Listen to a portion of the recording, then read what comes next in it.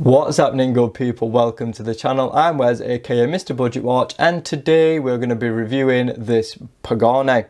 So this is the PD-1664, and this is the newer version from 2021, the late 2021, and it is an upgraded version. I'm not really sure what's different between this and the last one, because I've not seen the other one. So I'm not really sure what has changed or been upgraded. All I can say is what I've got right here. So anyway, in the title I've said that this has the best dial at its price point, and I'm going to stick by that, and I'll show you why in a few minutes. But before we get into that, let's cover off all the sizes and specs and all that good stuff. So this is a 40.3mm diameter, and that is underneath this pusher to up at the 10 o'clock position. Including the crown, that goes up to 43.4mm, so it's relatively compact. We have a bog standard 20mm lug width, which is always nice and important for this watch, by the way. We have a lug to lug of 47.1mm, so pretty compact. The thickness is 12.2mm. It weighs 92 grams on the supplied strap, and it's around the same on this leather one. We have a sapphire crystal with mediocre AR, could be better. 316L case, which is, pretty much standard. 100 meters of water resistance. Apparently it's got BGW9 Lume. I'm not really sure about that. And it does have a ceramic insert. That is the specs out of the way, and it's actually pretty well spec'd for the price point. So we're starting off with that bezel first, and you can see, like I mentioned already, it is a black ceramic, and we do have a tachymeter printed all the way around. Now I'm not really sure how useful a tachy is in everyday life, but if you ever needed one, it does have it. And it is actually functional as well, with this watch being a chronograph. So moving on quickly, you can see we have a pretty plain and understated rehaut, so there's nothing detracting away from that dial. Moving in a little bit more, you can see we have a simple printed minute track and also some applied indices. Now the indices are a very cool shape. They're actually like a little bullet shape, so they're like a rectangle with a point on the end. I'm not really sure if that's the proper word for them, but they look like little bullets. Apart from at the 3, 6 and 9, where you get some little truncated ones, because obviously there's the sub dials. They are all applied. They have a really nice little high polished border around them. So yeah, quite impressive. Then to spoil things for me, unfortunately, we have that date window sandwiched between the 4 and 5. I wish they'd just keep that off the dial and just have it a really nice symmetrical look, in my opinion. You guys might not mind it. I can live with it, but I don't really like it. I also like that it is colour matched, so it doesn't stand out too much. But I'd rather it not be there at all, in my opinion. So looking at the hands next, you can see they're just a simple fence post style, high polished and faceted. So you can see, they play with the light nicely. Little slither of lume in the centre. Yeah, nothing really too fantastic. I mean, the finishing looks decent on them, so yeah, no complaints. The little hands on the sub dials are also high polished and easy to read, but more on them in a second. The chronograph hand is a very slender pole with a little arrowhead on the end, and that's pretty much it. So now back onto the sub dials, you can see they are black and have a radial finish. Silver printing to contrast really nicely against the black, and of course it sort of matches the colour of the dial as well. So as for your sub dials, we have a 24-hour, we have a running seconds, and we also have a 60-minute timer, which works with your chronograph. But now let's talk about the star of the show, and that is the dial. Now, looking at the dial like this, it looks good. It's got a bit of depth to it, and it's got a nice colour, and looks pretty good.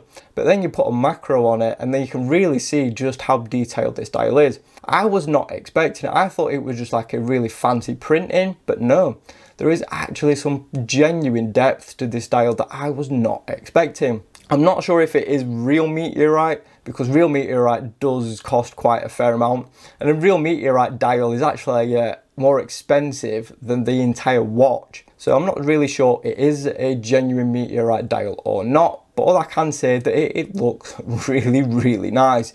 Even like at this distance, it looks great. But then when you get, macro lens on it, oh, it just comes alive. The texture, the detail, it is fantastic. Not expected for the price point at all. So good job Pagani there with the dial. So now we've talked about that, the last little thing is just some printing under the 12, and we've got Pagani logo, Pagani Design, chronograph and sport. And then we've got some little printing down at the bottom where it just says Japan movement, because obviously this has a Japanese movement. Moving on to the side, you can see, you know, there's nothing really special going on. It's just high polish. It's pretty uninteresting, to be fair. We've got a bit of a decent slope to the bezel, slight downturn to the lugs, and, you know, that's pretty much it, really. Nothing much to note about. Now we get on to my first real complaint about this watch, and that is this section in between the lugs. So we've got a little bit of brushing, a little bit of high polishing and brushing again. I just don't understand. Now on the standard strap, we've got a bit of muck there.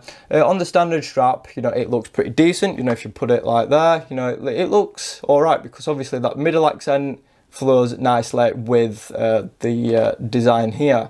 But then you put it on a different strap and it just looks a little bit strange. Put it on a bracelet and it's even worse. So I'm not really sure why they've put that on. You can't remove it at all. What I would have liked to see is some slightly shorter lugs, this gone, and the lug holes moved a little bit further to the case, just to create like a little, you know, lesser a gap. And I think that would have created a much nicer looking watch, in my opinion, because these just, they don't do anything for me at all, you know, but that's just my personal preference.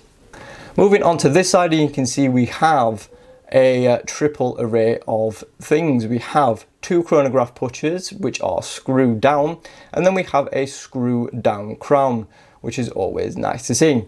So again, all high polished, knurling on all of them, and a signed crown. Again, you know, profile exactly the same as the other side. So yeah, very, very nice. And we're going to get on to my second, not complaint, but I'm a little bit confused by it. And that is the case back. I mean, we've got high polish, fair enough. Screw down, no problem with that. Really nice quality brushing and the specifications, no issue with that. But then we get to the center.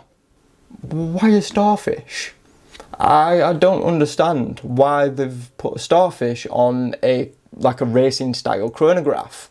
I mean, maybe a moon, I'd understand, with it being a meteorite. Maybe some sort of space scene with some stars, I'd understand.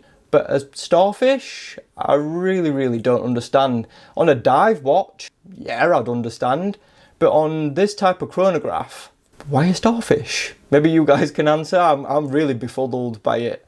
It looks nice, well done, can't argue with that, but yeah, it's just a bit confusing to have the starfish on, you know, on a chronograph. Bit weird, but you know, you don't see it all the time anyway. I can live with it. It's just, yeah, a little bit strange. So now we're going to talk about the worst part of this watch. And let me show you. Just let me put the watch down a second. So this right here is the worst part. Now luckily it's removable, so you can, you know, either, you know, bin it or keep it if you're planning on selling the watch. But this, I mean, looks pretty decent, right? I mean, it's quite flexible, good amount of adjustment holes, nice taper, pretty cool little design there. It's quite soft, quite playable. So what's my complaint? That right there is my complaint. Really nice and soft and smooth there, great. And then they put this tortured device on it. Why? What possessed them to do that? Why not just keep it plain and flat? I mean, yes, it might have a purpose. I mean, I don't know what that is, apart from to make the watch unbearable to wear on it. Quick release though, so that's good. Yeah, it's easy to actually remove because you're not going to want to wear it. But yeah, this is horrible. It leaves really big dents in your wrist after you wear it. It's irritating, it's hard as well. It's not like a soft, it's really, really hard. And it's like wearing a freaking cheese grater on your wrist. It's horrible.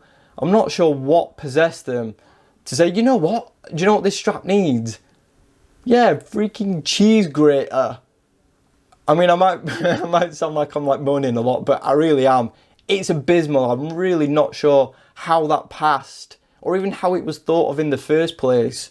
It's ridiculous. And then again, you know, on this side, I mean, you guys might, you know, call me an idiot and say, yo, it's got a purpose, but it's still stupid. It's really uncomfortable and makes a pretty decent strap just unbearable to wear. Buckle is pretty nice too. No complaints there. You know, it's not cookie cutter, nicely brushed, good quality, solidly made, no complaints. You know, keepers, quick release, no complaints there. It just makes it unusable.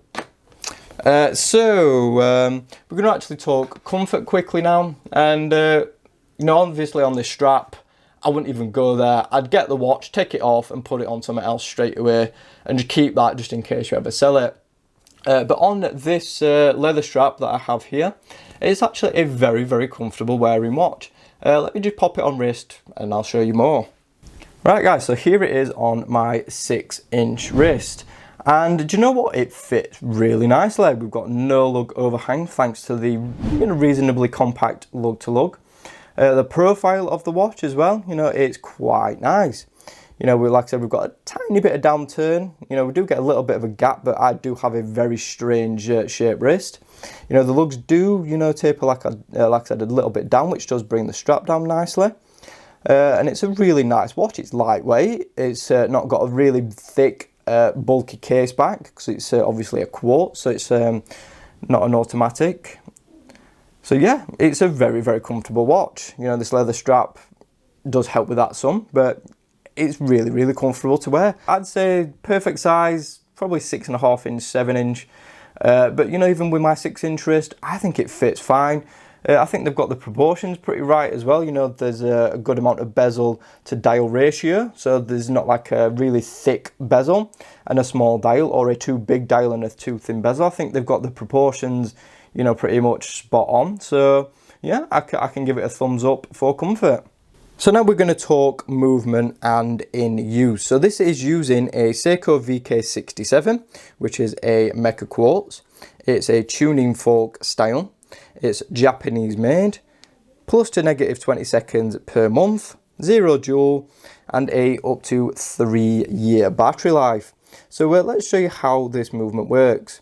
So to use the chronograph features, you have to unscrew these chronograph pushers. And you can see now, we can actually give it a firm press and you can see the chronograph springs into action. To stop it, you just give it one press again. And then to actually hold the time that you've just captured, screw the back in and you can see you can't actually physically press the pusher anymore. And then if you need to reset it for whatever reason, you unscrew the bottom one, give it a push. You can see it fires straight back, and then obviously you can lock it in again, or you can, you know, use it again if you need to. So it's really easy to use, really functional, and you know, that is your timer right there. So then we have this screw down crown, which looks like it's really badly obscured by this crown guard, but it's actually quite easy. You know, it's quite a thick and wide crown, so you can actually get a pretty decent purchase on it. Because it does, if you see, you know, stick out a little bit from the crown guards. So you can actually get a good purchase on it. It pops out, one pull out, and you should be able to adjust your date, which you can just see right there at the bottom. Pull it out again, second hand stops, and you can actually adjust the time. And you know what? It is a really nice feeling movement. It's smooth, no horrible grating feedback. All of it feels really well planted and solid and well put together. So I've got no complaints. When you've finished, give it a push back in, and there you go. That's pretty much it. So now we're going to round out the review with the Lume. So this apparently, like I said, has BGW9. I'm not really sure about that because the Lume is pretty mediocre. So we have lumed indices and a little bit of lume on the hand, and it does have good initial brightness, but then it quickly fades. It's definitely not got any staying power whatsoever. I mean, yeah, lume is handy to have, but when it's as bad as this, it's, you know, it's like, why? Really? Pagani definitely have some big complaints, you know, about their lume, and it's rightly so. Their lume definitely needs some work. And this one is just a prime example of that. Yes, it's on the more affordable side, so you can sort of give it a little bit of a pass. But yeah, it's not the greatest quality lume at all. So if you really love your lume, you know, you're not going to enjoy this one all that much. A little bit of a shame. It could be better. So now let's wrap this review up and you know, say what I think about this watch. So if you grab this watch in the sales, it brings the price down some. Retail is around 68, sale it's going to be around under 60, I think. And I think if you get it for under 60 quid, it's a really good quality watch. I mean, yeah, it's got some little weird design issues and an abysmal strap. So, but again, you know, it's an easy fix. Take it off, put it on something else like I've done. It's really easy. This, you know, I can get used to it. It's a little bit irritating, but the rest of the watch is really good. The dial is absolutely fantastic. Functional chronograph features, you know, decent quality polish finish. I wish it was brushed though. That's just my personal preference. Nice dial, everything works fine. The only thing that really lets this watch down, apart from the strap, is the lume. The lume does need to be better, and Pagani just don't seem to be listening. They're not improving the lume, which everybody that reviews these watches, buys these watches, is asking for. Please improve the lume. It really does need to happen because the competition, you know, is catching up and surpassing now. They're making equally as good watches, but with better lume for the same price. And if Pagani don't do something, they're going to start losing customers. And you know what? I don't blame people. Yeah, they make good watches, but you know, people want the whole package now. And this is just not it, unfortunately. So if you don't mind about, you know, the lume not being great, it's a cracking watch. As an overall package, it does fall short slightly. Thanks for watching the video. Be sure to subscribe if you haven't already. Like the video if you enjoyed it. Hit that notification bell so you don't miss any uploads. And of course, follow me on social media at Mr. Budget Watch. Thanks again. I'll see you soon.